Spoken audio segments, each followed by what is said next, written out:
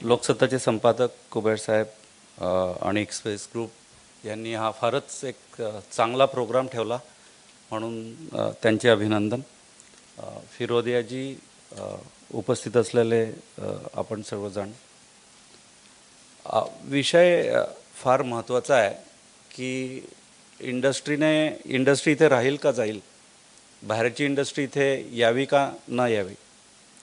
पण विषय त्याच्यापेक्षाही महत्त्वाचा असा झाला आहे की गेले 10-20 वर्ष आपण बघतो आहे सातत्याने की इंडस्ट्री, बिझनेस, कॉमर्स ह्या गोष्टी आयुष्यात महत्त्वाच्या होत आहेत. आधी विषय असा होता की कोणतं इंडस्ट्री करतात ते काहीतरी वेगळे प्रॉडक्ट बनवून विकतात, पण आपला त्याचा काही खास संबंध येत नाही. आपण आपलं सरकारकडे नोकरी करणार किंवा आपण आपल्या सर्व्हिसेस देणार.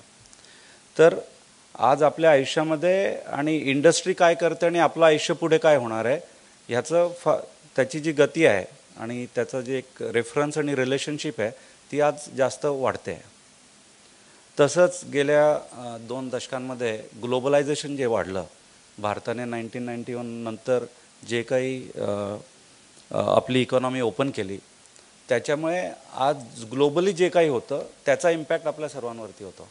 आज इराकमध्ये कुठे वॉर सुरू झाला तर लगेच महिन्याभरात इथे पेट्रोलचे भाव वाढतील किंवा गोल्डचे भाव वाढतील. तर आपण जे काही करतो, जसा आपला ग्लोबलशी संबंध नाही, आपण कधी बाहेरही गेलेलो नाही, पण आज ग्लोबली जे होतं त्याचा इम्पॅक्ट आपल्या आयुष्यामध्ये पडतो.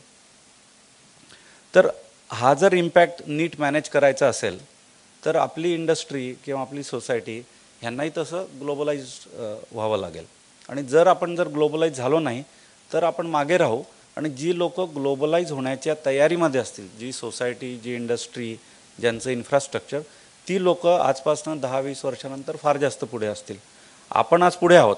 भारतात बघायला गेलं तर महाराष्ट्र नेहमीच अग्रेसर राहिलेला आहे आणि प्रोग्रेसिव्ह स्टेट म्हणून महाराष्ट्र नेहमी म्हटला जातो आधीपासनं. म्हणजे स्वातंत्र्याची चळवळ म्हणा किंवा काही म्हणा, महाराष्ट्राने एवढं काही योगदान देशाला दिलेलं आहे. तसंच इंडस्ट्री आहे. आणि मुंबई कमर्शियल कॅपिटल म्हणतात इंडियाची. जसं न्यूयॉर्क आहे अमेरिकेसाठी, तसं मुंबई भारतासाठी आहे. पण तो एक ॲडव्हान्टेज होता की सर्व इंडस्ट्रियल हाऊसेस इथे महाराष्ट्रात कॉन्सन्ट्रेटेड आहे, सर्वांचं मुंबईत हेड ऑफिस आहे. तो एक आपल्याला ॲज अ महाराष्ट्र स्टेट एक कॉम्पिटिटिव्ह ॲडव्हान्टेज नेहमी आहे. पण स्लोली आपण जर एक सर्टन गोष्टी इंडस्ट्रीसाठी करू शकलो नाही तर तो ॲडव्हान्टेज आपला जाईल. दुसरे स्टेट्स ऑलरेडी कॅचअप करतायत आणि काही कदाचित पुढे जाण्याचाही प्रयत्न करतील आणि ते त्यांनी करायला हवं. त्यांचं काही चुकत नाही. त्या प्रत्येकाला स्वतःची डेव्हलपमेंट करणं हा त्यांचा विषय आहे. तर महाराष्ट्र ह्याच्यात काय करू शकतं हा मुद्दा मला वाटतं गेले 2 दिवस झाले इथे उहापोह होतं आहे त्याचं. तर मी त्याच्या पूर्ण विषयावरती बोलण्याच्या आधी जैन इरिगेशन आमच्या कंपनीचं इव्होल्युशन एक 2-3-5 मिनटात सांगतो, म्हणजे आपल्याला कळेल की मी जे काही बोलतो आहे त्याला कॉन्टेक्स्ट काय आहे. माझ्या वडिलांनी हा बिझनेस सुरू केला आणि 1963 ते 1980 ते एक ॲग्रिकल्चर डीलर होते. म्हणजे ते दुसऱ्या लोकांचं सामान विकायचे, ट्रॅक्टर्स, फर्टिलायझर, सीड्स शेतकऱ्यांना. आणि त्यांचा जन्म वाकोद्या खेड्यामध्ये झाला होता, अजंठ्यापासून 5 किलोमीटर. आणि जळगाव तिथपासून महत्त्वाचं शहर एक 30 किलोमीटरवर होतं, म्हणून आमचं हेडक्वार्टर आज जळगावला आहे. माझ्या वडिलांनी सुरुवातीपासूनच एक विचार असा केला की आपल्याला किती ग्लोबल झालं, काही झालं तरी आपला विषय असा असावा की जळगाव हेडक्वार्टर आणि न्यूयॉर्क ब्रांच ऑफिस आपण उलटं करणार नाही. म्हणून मुंबईलाही आले नाहीत. म्हणजे मला कामामुळे जास्त मुंबईला राहावं लागतं, तेही त्यांना जास्त आवडत नाही. त्यांचं म्हणणं आहे की जिथे आपण जन्मलो ते जरी रुरल असलं, ते जरी बॅकवर्ड असलं, तर ते सोडून दुसरीकडे जाऊन शहराचं भलं आपण करू शकतो. पण आपण असा का विचार करू नये, आपण जिथे जन्मलो तिथे राहून त्याला शहरापेक्षा बेटर का करू शकत नाही. असा एक त्यांचा दृष्टिकोन, एक वेगळा दृष्टिकोन आधीपासून राहिलेला आहे. आणि त्याच्यामुळे आज आम्ही जळगाव शहरात आमचं हेडक्वार्टर आहे आणि तिथे आम्ही जवळजवळ डायरेक्ट एम्प्लॉयमेंट 8,000 लोकांची करतो आणि इनडायरेक्ट एम्प्लॉयमेंट त्या एरियामध्ये जवळजवळ 50,000 लोकांची आमच्या कंपनीमुळे झाली आहे. आणि आम्ही जी प्रॉडक्ट्स त्याच्यानंतर डेव्हलप केली त्याच्यामुळे तिथले शेतकरी, लाखो शेतकऱ्यांना भरपूर बेनिफिट झाला, म्हणून ती रुरल इकॉनॉमी अशी चालते. तर त्याच्यानंतर आम्ही PVC पाईपचा बिझनेस सुरू केला की जे पाईप्स शेतकरी त्यांच्या शेतांमध्ये पाणी देण्यासाठी वापरतात पिकांना. तर आमच्या हे लक्षात आलं की जेव्हा शेतकरी आज पिकांना पाणी देतो तेव्हा त्याला तो फ्लड इरिगेशन म्हणतो, म्हणजे पूर्ण जे शेत असतं त्याच्यावर पाणी टाकून देतात. आता पाणी लागतं झाडांना, म्हणजे झाडांची जी मुळं असतात किंवा रूट्स असतात त्यांना पाणी लागतं, त्याच्यातनं त्यांना न्यूट्रिशन मिळतं.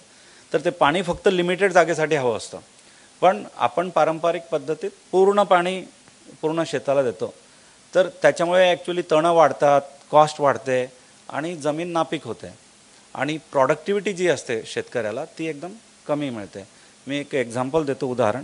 जसं आपलं शुगर कॅन आहे, तर साधारणतः आपल्या देशाचा ॲव्हरेज 30 टन पर एकर आहे, की एका एकरात 30 टन आपलं शुगर कॅन उगतं.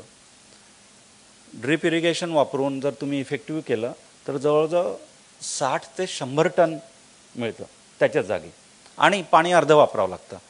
आता तसं बघायला गेलं तर 1 किलो शुगर आपण जर कन्झ्युम केली तर आपण जवळजवळ 3000 लिटर वॉटर कन्झ्युम करतो.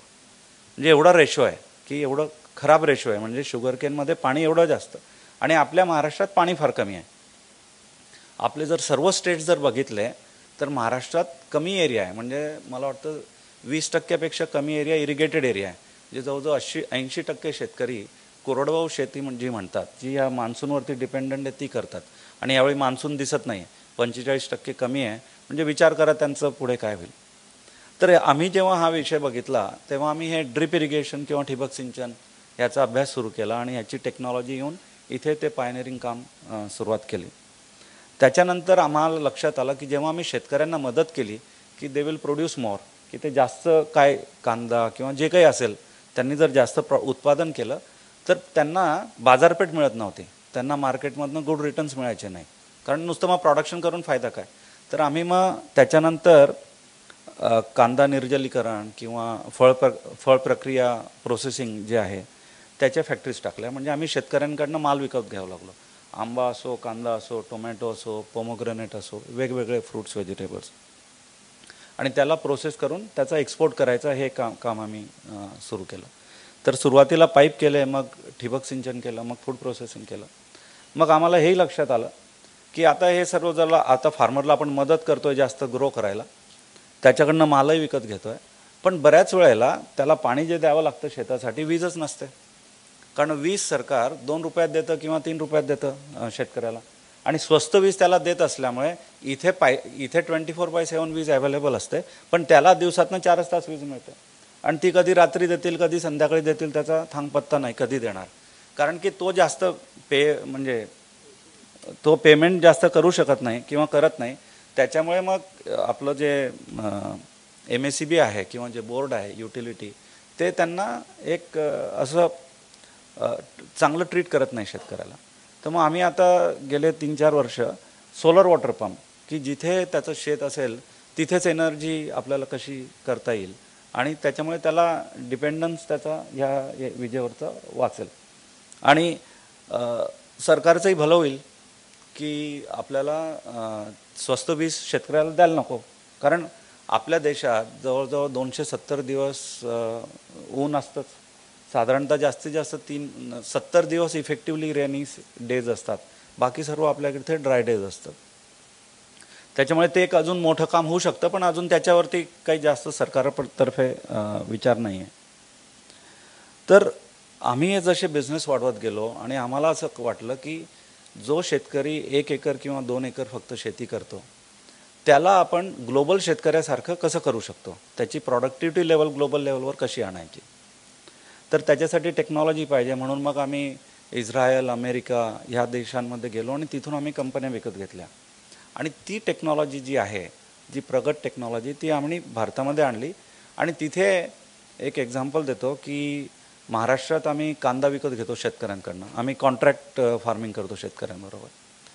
तर आम्हाला 1 लाख टन कांदा लागतो, तर त्याच्यासाठी जवळजवळ आम्ही 5000 शेतकऱ्यांशी व्यवहार करतो, तेवढे शेतकरी आम्हाला लागतात कांदा घ्यायला.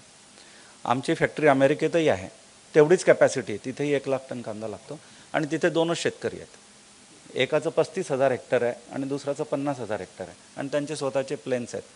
म्हणजे एवढा विरोधाभास आहे की तिथले शेतकरी कसे, आपले शेतकरी कसे. पण आमचा प्रयत्न असा होता किंवा तो आजही आहे की असा विरोधाभास जरी असला तरी आपला शेतकरी जो फक्त 2 एकर जागा आहे तो त्यांच्या एवढी प्रॉडक्टिव्हिटी काढू शकतो का? त्याची इन्कम लेवल आजपेक्षा 3 पटीने 5 पटीने 10 पटीने वाढू शकते का? आणि त्याच्यावरती आमची कंपनी इव्हॉल्व होते, काम करते. आणि आज आम्हाला असं दिसतं की सांगलीत एक शेतकरी आहे, त्याने आपल्या शुगरकेनवरती 130 टन काढलं, 130 टन्स पर एकर. ब्राझीलमध्ये जी मोठे मोठे शेतकरी जे 1-1 लाख एकर त्यांची जागा आहे त्यांच्यापेक्षाही जास्त उत्पादन ह्याने काढलं पर एकर जर आपण बघायला गेलं तर.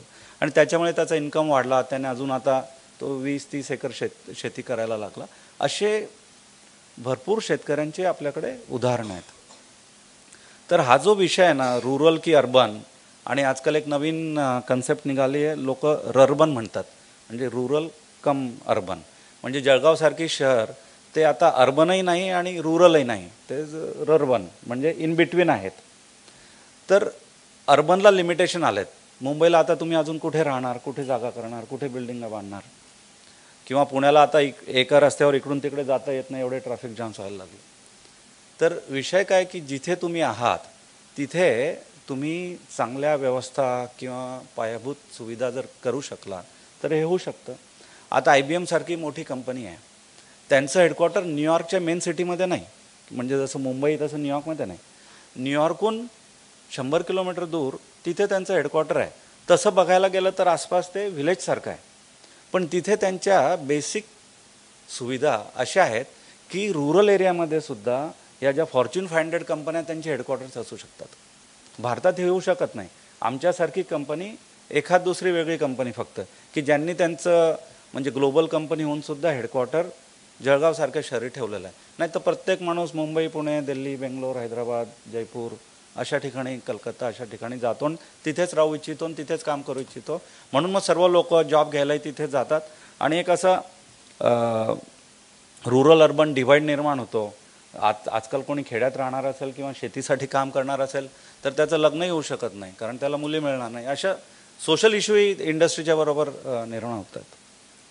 तर आमचं हे जे इव्होल्युशन झालं गेल्या 30-35 वर्षात, जे काही आम्ही काम करू शकलो, आज जे करतो आहेत, त्याच्यात महाराष्ट्र ॲज अ स्टेट आणि महाराष्ट्रात एक असलेलं पॉझिटिव्ह वातावरण ह्याचा फार चांगला म्हणजे त्याचा एक कॉन्ट्रिब्युशन आहे.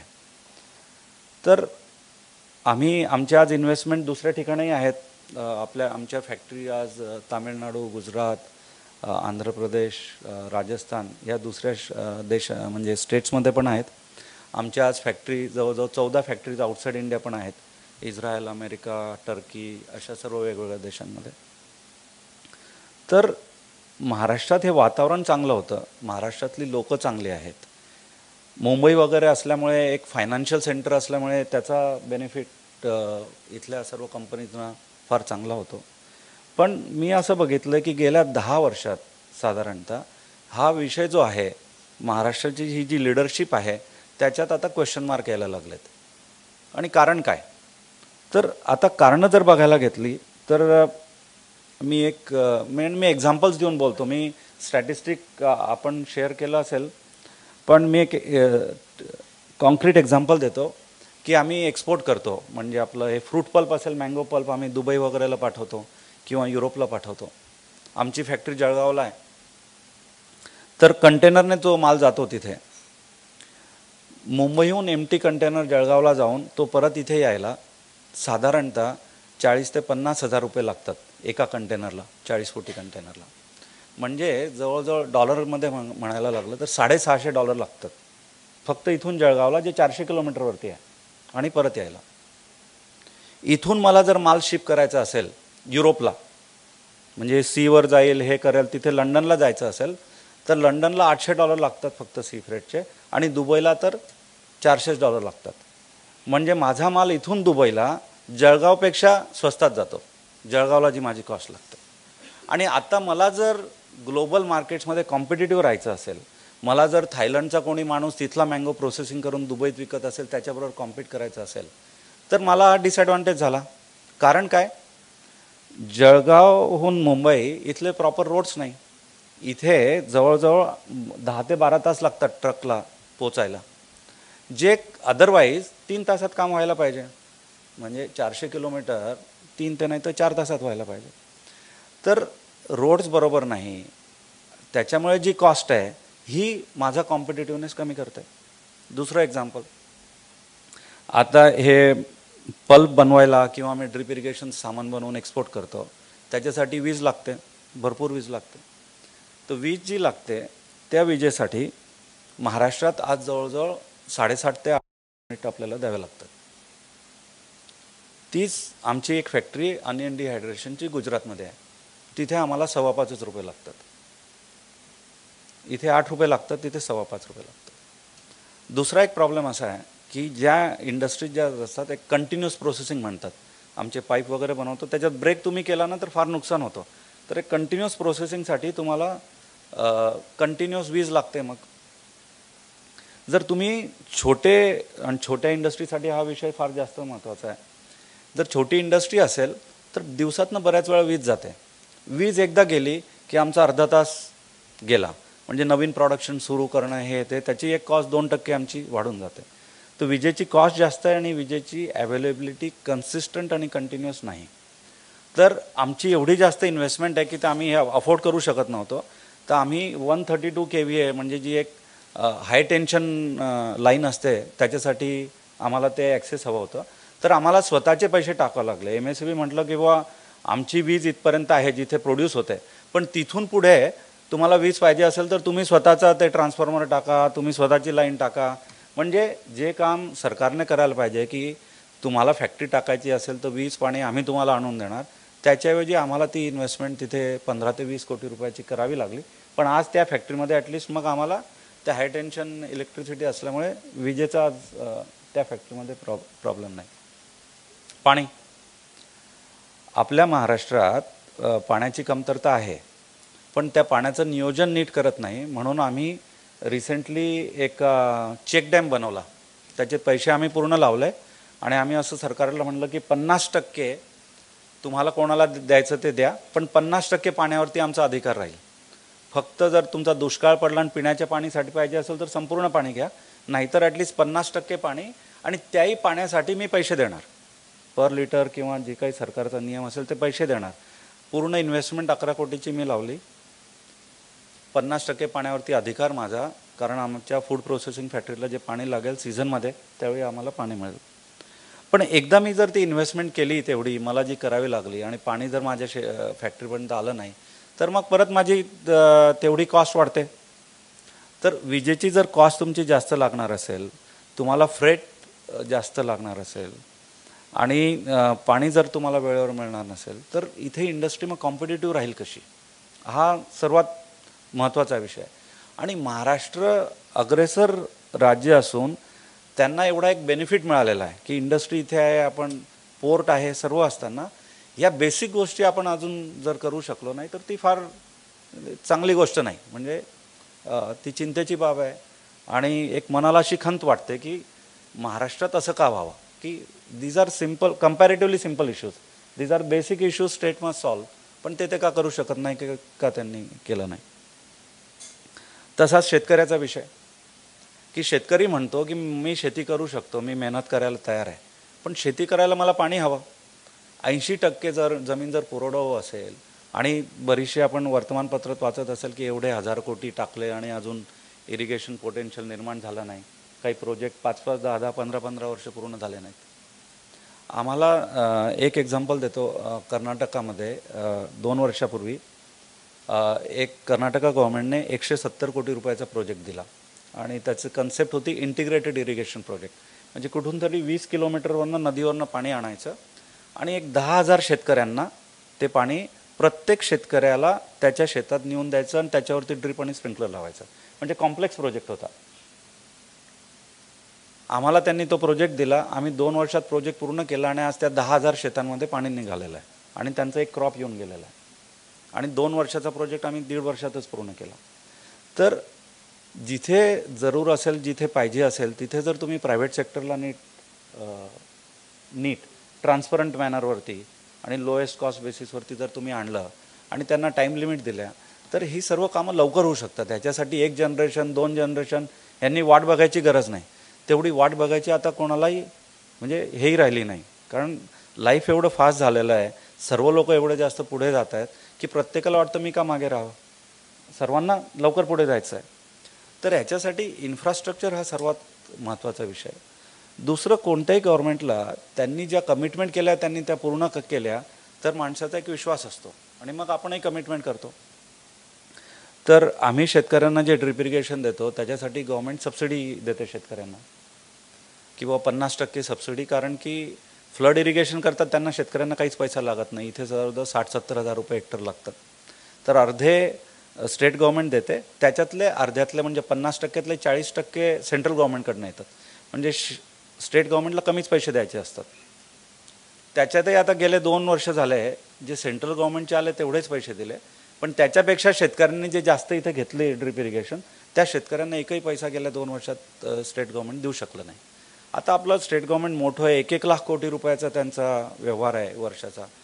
हे शेतकऱ्यांचे पैसे जे बाकी 400-500 कोटी आहेत, तर त्या ह्या अमाऊंटवरती फोकस नाही, ह्याची प्रायोरिटी नाही, आणि दुसरे जे काही कामं असतील त्याची प्रायोरिटी आहे. तर ते एक स्ट्रक्चरल फायनान्शियल एक बॅलन्स जो पाहिजे की कुठल्या प्रायोरिटीसाठी स्टेटने पैसे डिप्लॉय करायला हवे, त्याचाही एक विचार इंडस्ट्रीबरोबर जर केला. दुसरं एक एक्झाम्पल देतो की गव्हर्नमेंटची एक स्कीम आहे मेगा प्रोजेक्ट्स. तर मेगा प्रोजेक्टमध्ये काय आहे की तुम्ही जर 250 कोटी एक सर्टन सी एरियामध्ये डी एरियामध्ये जर इन्व्हेस्टमेंट केली आणि तुम्ही 1000 लोकांना जर एम्प्लॉयमेंट दिली तर तुम्ही जो स्टेटला टॅक्स भराल VAT वगैरे ते स्टेट तुम्हाला परत देतं.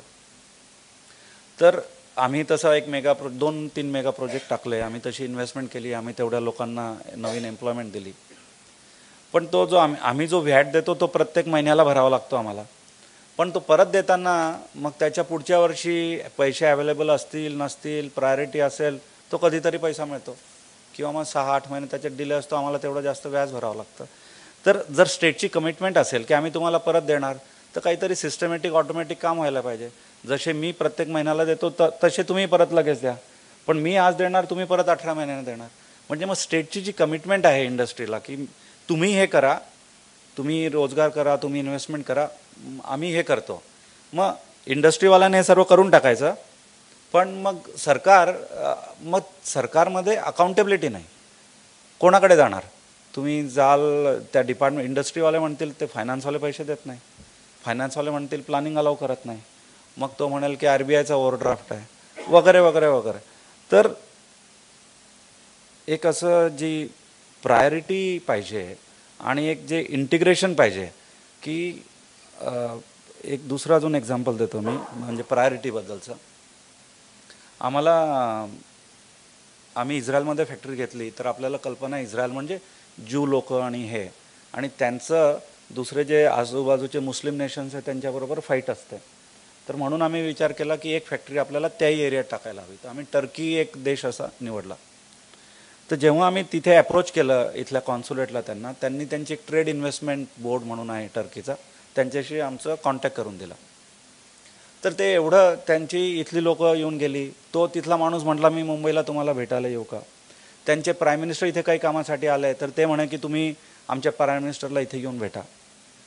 आम्हाला एक सध्या आयर्लंडमध्ये फॅक्टरी टाकायची आणि इन्व्हेस्टमेंट आमची जास्त नाही आहे, 5 ते 10 मिलियन आहे.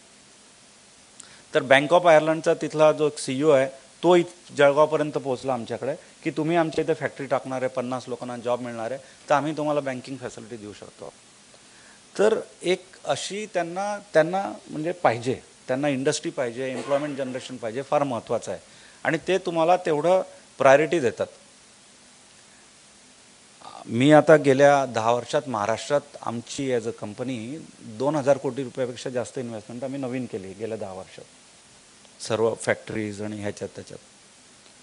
पण इंडस्ट्री मिनिस्टर, इंडस्ट्री सेक्रेटरी किंवा कोणी जळगावला फिरकलं, आमच्याशी भेटलं, आम्ही येऊन त्यांची जर अपॉइंटमेंट इथे मागितली काही कामासाठी तर गोष्ट वेगळी, कदाचित देतीलही अपॉइंटमेंट. पण प्रायोरिटी कुठे आहे किंवा फोकस कुठे आहे? तुम्ही जर इंडस्ट्री, तुम्ही पैसे टाकणार, तुम्ही इन्व्हेस्ट करणार, तुम्ही एम्प्लॉयमेंट जनरेट करणार, तर त्याला एक जी प्रायोरिटी मिळायला पाहिजे, प्राधान्य मिळायला पाहिजे, ते नाही आहे. जर तुमची रिलेशनशिप असेल, मुंबईचे, तुम्ही मुंबई पुण्याचे आहात, तुमची जर रिलेशनशिप असेल तर कदाचित तुम्हाला प्रायोरिटी मिळेल आणि तुम्ही काही ना काही करू शकाल. पण अदरवाईज एक जर नॉर्मल उद्योजक आहे आणि त्याला इंडस्ट्री टाकाय आणि त्याने 50ही लोक जरी एम्प्लॉय केले असेल, छोटाही जर उद्योजक असेल तरी तो फार महत्त्वाचं काम करतो आहे. त्याला त्या हिशोबाने प्रायोरिटी द्यायला पाहिजे, त्याला रेकग्निशन द्यायला पाहिजे. ते रेकग्निशन आपल्या इथे मिळत नाही. आपल्या इथे की जर इंडस्ट्री तुम्ही लावली आणि तुम्हाला इंडस्ट्री चालवू दिली तर तुमच्यावर उपकार केले असा एक साधारणतः सरकारचा एक व्ह्यू असतो. व्ह्यू हा नसतो की तुम्ही चांगलं काम करताय, तुम्ही स्टेटला चालवताय, कारण तुम्ही एम्प्लॉयमेंट जनरेशन केलं, रेव्हेन्यू जनरेशन केलं, मग त्याच्यातनंच आम्ही टॅक्स देणार, त्या टॅक्समधनं स्टेट चालणार, असं एक गणित आहे. पण प्रायोरिटी नाही तिथे, प्राधान्य नाही किंवा फोकस नाही किंवा ते रेकग्निशन नाही. त्याच्याशिवाय एंटरप्रिनर पुढे येणार कसा? तर एक विषय आहे की इंडस्ट्रियल पॉलिसी किंवा आमची पॉलिसी चांगली आहे, आम्ही तुम्हाला हे करणार ते करणार, आमचे रस्ते चांगले आहेत. दुसरा एक अप्रोच हा विषय आहे की जर इंडस्ट्री सेक्रेटरी, गव्हर्नमेंट हे जर प्रत्येक डिस्ट्रिक्टमध्ये गेलं आहे आणि तिथल्या सर्व इंडस्ट्रीशी बोलले की तुमचे प्रॉब्लेम काय आणि डिस्ट्रिक्ट लेवल त्याचे सोल्युशन्स जर त्यांनी दिले तर प्रत्येक जिल्ह्यामध्ये त्याची ग्रोथ होऊ शकते. आणि प्रत्येक जिल्ह्याचे वेगळे प्रश्न आहेत. एक common policy, one solution for all will not work. तर जेवढं बोलावं तेवढं कमीच आहे. पण फंडामेंटल इश्यूज जे आहेत की जर तुम्ही बेसिक जसं साहेबांनी सुरुवातीला म्हटलं की रस्ते, पाणी आणि वीज जर अवेलेबल करून दिली, पाहिजे तेवढी लँड इंडस्ट्रियल एरियात उपलब्ध करून दिली आणि स्किल करण्यासाठी जर तुम्ही मदत केली तर इंडस्ट्रीला उरलेली काही सबसिडी नको. इंडस्ट्री योग्य रीतीने चालवून त्यांना स्वतःना पुढे येईल, महाराष्ट्रालाही पुढे घेऊन जाईल. मी एक एक्झाम्पल अजून देतो स्किलवरनं. महाराष्ट्रात 4 ॲग्रिकल्चर युनिव्हर्सिटीज आहेत. म्हणजे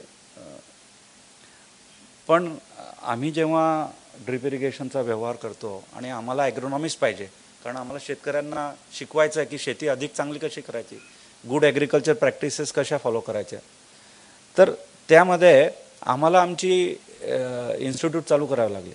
तर आता ॲग्रिकल्चर ग्रॅज्युएट जे बाहेर निघतात ह्या युनिव्हर्सिटीजमधनं, त्यांना परत 6 महिने आम्ही रिट्रेन करतो.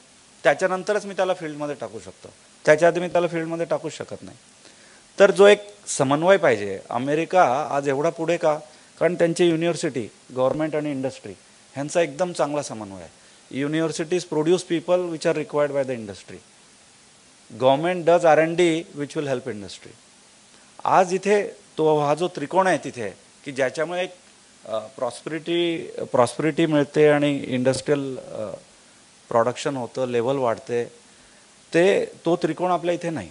ॲग्रिकल्चर युनिव्हर्सिटीज, तिथली लोक they are busy in maintaining their post, writing some papers, going for some foreign conferences, doing some good work also. पण उद्याच्या शेतकऱ्याला काय गरजेचं आहे, लेटेस्ट तंत्रज्ञान काय आहे, ते कसं इथे आणावं आणि त्याचा इंडस्ट्रीबरोबर काम करून काय क्वालिटी, प्रॉडक्टिव्हिटी, आउटपुट आपण देऊ शकणार, ह्याच्याबद्दल विचार नाही. विचार काय, माझं बजेट किती, 200 कोटी, 250 कोटी, 150 कोटी, त्याच्यात कोणाची अपॉइंटमेंट, कोणाच्या बदल्या, त्याच्यातच त्यांचा सर्वांचा वेळ जातो. कुलगुरूंचा वेळ अर्धा तर ह्याच्यातच जातो की कोणाला कुठे ठेवणार, कोणाला बदली करणार, कोणाचा फोन येणार. शेतकरी कुठे, शेती कुठे, टेक्नॉलॉजी कुठे, तंत्रज्ञान कुठे, तुमचा फोकस काय, तुमचा प्रायोरिटी काय, तुमची बेंचमार्किंग काय, तुम्ही कोणाच्या बरोबर कम्पेअर करता स्वतःला की मी best university in the world आहे त्यांच्याबरोबर जाणार की मी, माझं कंपॅरिझन काय, किंवा प्रत्येक माणूस जो आहे मी एक्सलन्स करेल का, मी कोणत्या लेवलला जाईल, हे जे फोकस आहे, हे ऑब्जेक्टिव्हिटी आहे, ही त्यांच्या बजेटमध्ये, त्यांच्या कॉन्स्टिट्यूशनमध्ये, त्यांच्या वर्किंगमध्ये ही आज नाही. इन्स्टिट्यूशन्स एक्झिस्ट, पण ज्या पर्पजसाठी ते सेटअप केलं आहे, आधीची जी लोक होती, यशवंतराव चव्हाण किंवा वसंतदादा पाटील किंवा पवारसाहेब, जी काही नेते मंडळी होती, जी काही पॉलिटिकल त्यांचा एक दूरदृष्टिकोन होता, त्या लोकांनी हे सर्व सुरुवातीपासून सेटअप केलं, म्हणून महाराष्ट्र आज इथं आहे. पण जी आज आपल्या इथे पोटेन्शियल आहे आणि जी ॲबिलिटी आहे त्याच्यापेक्षा आज आपण फार कमी करतो आहे आणि फार जास्त आपण करू शकतो. तर मित्र, आमचा विषय जास्त शेतीचा आहे. तर एक हे रुरल आणि अर्बन विषयामध्ये अजून एक महत्त्वाचा विषय असा की आज खेड्यात कोणी राहायला तयार नाही, शेतीमध्ये कोणी काम करायला तयार नाही. आणि आपण विचार करा, अर्बनायझेशन वाढत राहिलं आणि सर्वांना शेती सोडून शहरात यायचं आहे. मग शेती करणार कोण? आणि शेती केली नाही तर आपले किती मोबाईल फोन असले आणि किती सर्व लेटेस्ट असलं तर फूड, अन्नाशिवाय आपण जगणार कसे? आणि लँड कन्सॉलिडेशन होत नाही. प्रत्येक माणसाची 1 एकर 2 एकर जागा आहे, तो कोणी लँड सोडायला तयार नाही. तर लँड तुम्ही सोडणार नाही, लँड स्मॉलच राहील, प्रॉडक्टिव्हिटी जर राहणार नाही आणि तुम्ही सर्व शहरात येणार तर मग पुढे काय होईल? अन्नच बनणार नाही तर पुढे काय होईल? ह्याचाही विचार एक करावा लागेल. त्याच्यासाठी आम्ही एक नवीन प्रोग्राम सुरू करतो आहे की फ्युचर फार्मर्स ऑफ इंडिया, की नेक्स्ट जनरेशन जी शेतकऱ्यांची आहे, जी शेतकऱ्यांची मुलं आज आहेत, त्यांना 8वीपासनं जर आपण शेतीबद्दल जर हे देऊ शकलो, शिक्षण देऊ शकलो आणि असं शिक्षण द्यायचं आणि असं त्यांना वाटायला पाहिजे की शेती मी जर केली तर मी गर्वाने म्हणू शकतो की मी शेतकरी आहे. आज कोणाला विचारलं की तुम्ही काय करता, जर मी शेतकरी आहे किंवा शेतकऱ्याचा मुलगा आहे असं म्हणायला कोणी तयारच नाही, कारण दॅट इज डिमेनिंग. मी इन्फोसिसमध्ये काम करतो किंवा माझ्याकडे ही डिग्री आहे असं म्हटलं तर I am a good member of the society. मी शेतकरी आहे किंवा शेतकऱ्याचा मुलगा म्हटलं तर मी सबसिडी ओरिएंटेड मेंबर झालो सोसायटीचा. जेव्हा की हे उलटं आहे. गेले 50, 100, 200 वर्ष आपण म्हणाल तर मी तुम्हाला एकच एक्झाम्पल देऊन हे माझं बोलणं संपवतो. आम्ही जेव्हा अनियन डिहायड्रेशनची फॅक्टरी सुरू केली तर आम्ही अभ्यास केला की जो अनियन आपल्याला विकत घ्यावा लागेल तर तो काय भावाने मिळतो आणि मग काय प्राईसमध्ये आपण ड्राईड अनियन एक्सपोर्ट करणार. तर आम्ही स्टडी केला की साधारणतः 74-75पासनं आणि जेव्हा आम्ही फॅक्टरी सुरू केली 98ला, during that period of time wholesale मार्केटमध्ये जिथून आम्ही अनियन विकत घेतो, अनियनचे भाव 2 रुपये म्हणजे 1.5 ते 2 रुपये होते 70sमध्ये, ते 4 रुपयापर्यंत वाढले होते फक्त 2000मध्ये. जर तुम्ही इन्फ्लेशन आणि महागाई जर त्याच्यातनं वजा केली त्याचा अर्थ असा की जेव्हा तो फार्मर 4 रुपयाला अनियन विकतोय तो तुम्हाला फुकटच देतोय. तर सबसिडाईज कोण करत आहे? शेतकरी पूर्ण सोसायटीला सबसिडाईज करतो एवढ्या स्वस्तात अन्न तुम्हाला देऊन. आणि तो युगानुयुगे गरिबीत आहे किंवा कर्जबाजारी आहे वगैरे वगैरे. तर आता गेल्या 5-10 वर्षात थोडंफार ते बदललं आहे की शेतकऱ्यांना थोडा जास्त भाव मिळायला लागला आहे. तर त्याच्यावरती आता एवढी बोंबाबोंब सुरू झाली आहे की कांद्याचा भाव असा झाला तसा झाला तर मग सरकारच गेलं. पण शेतकऱ्याला चांगला भाव मिळाला पाहिजे. जसे आम्ही फॅक्टरी टाकतो तर आपण जेव्हाही आपला कॉस्ट असतं त्याच्यात 10% ॲड करून मग माल विकणार. शेतकऱ्याची कॉस्ट जर 6 रुपये पडली तर तो तुम्हाला 4 रुपये आणि 5 रुपयाला कसं देणार? किंवा पण तो मधला माणूस पैसा ठेवत असेल आणि इथे जर मुंबईला 25 रुपये किलोला देत असेल तो शेतकऱ्याचं चुकी नाही. त्याच्यात ते सरकारचं डिस्ट्रीब्युशन नीट हँडल केलं नाही, ही चुकी आहे. तर इंडस्ट्रियल डेव्हलपमेंट करण्याच्या आधी आणि इंडस्ट्रियल डेव्हलपमेंट होण्यासाठी एक स्ट्रॉंग ॲग्रिकल्चर सेक्टर देशाला किंवा कोणत्याही स्टेटला लागेल. अमेरिकेचं एक एक्झाम्पल देतो की America world wide number 1 country in every sense. तर तिथेही आपल्यासारखंच 50 वर्षाआधी होतं की मेजॉरिटी ऑफ पीपल शेतीमध्ये होते. आज फक्त 3% लोक शेतीमध्ये इन्व्हॉल्व आहेत अमेरिकेचे, डायरेक्टली किंवा इनडायरेक्टली. जसे आपल्याकडे 50 ते 60% आहेत तिथे फक्त 3% आहेत. आणि ते त्यांच्या पूर्ण देशाला लागेल तेवढं बनवतात आणि पूर्ण दुनियाला एक्सपोर्ट करतील तेवढाही माल बनवतात. फक्त 3% लोक. ते आपल्याही देशात होऊ शकतं. पण त्याच्यासाठी पॉलिसीज अशा हव्यात आणि फोकस असा हवा आणि ॲग्रिकल्चर आणि इंडस्ट्री ह्याचा एक समन्वय आपल्याला बांधता आला पाहिजे की त्यांचे फार्मरच्या रिक्वायरमेंट आणि इंडस्ट्रीच्या रिक्वायरमेंट. तर असं जर आपण करू शकलो तर महाराष्ट्र मागे राहण्याचं काही कारण नाही. तर आम्ही महाराष्ट्रात आहोत, आम्ही इथूनच आहोत. आमची आज आमच्या कंपनीची 85% इन्व्हेस्टमेंट महाराष्ट्रात आहे, 15% फक्त दुसऱ्या राज्यांमध्ये आहे आणि जवळजवळ एक 15% आउटसाईड इंडिया आहे. पण मला जर प्रश्न विचारला की जर असंच राहिलं तर 10 वर्षांनंतर हा विषय एवढा असा राहणार नाही. आमची इन्व्हेस्टमेंट आधी 85% महाराष्ट्रात आहे, ती सबस्टॅन्शियली कमी होईल कारण नवीन इन्व्हेस्टमेंट मग माणूस दुसरीकडे करणार. कारण की बिझनेसला प्रॉफिट करावाच लागेल, त्याच्याशिवाय तुम्ही चालू शकत नाही. तर महाराष्ट्रात पोटेन्शियल ॲबिलिटी आणि possibilities are more than any other state in this country. पण government policy, focus on delivery आणि integrated balanced approach between rural and urban areas, between agriculture and industry, हा जर आपण केला आणि एक 5 ते 10 वर्ष 20 वर्ष असं एक दुरोगामी धोरण जर आपण केलं, तर मला वाटतं महाराष्ट्र जो मोस्टली अग्रेसर राहिलेला आहे अजूनही अग्रेसर पुढे राहू शकेल. थँक्यू.